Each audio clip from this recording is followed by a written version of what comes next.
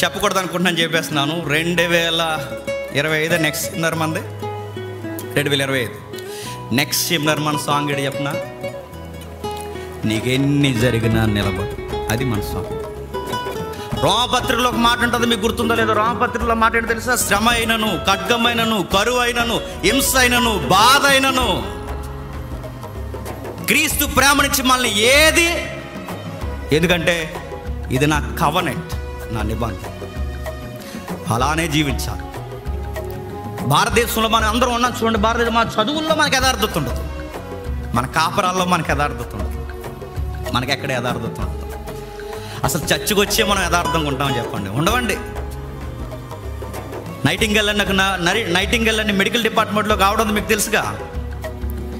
ఆవిడని security guards కానీ officers కానీ ఏమని వాడు తెలుసా? నేను చూస్తుంటే అచ్చు క్రీస్తుని చూస్తున్నట్టు ఉంది అన్నారు. మనం ఎలా అంటాం చెప్పనా? చర్చిలోనే క్రీస్తులా కనబడతాం, బయట చెప్పండి అచ్చు యెజ్బెల్లా కనబడతాం.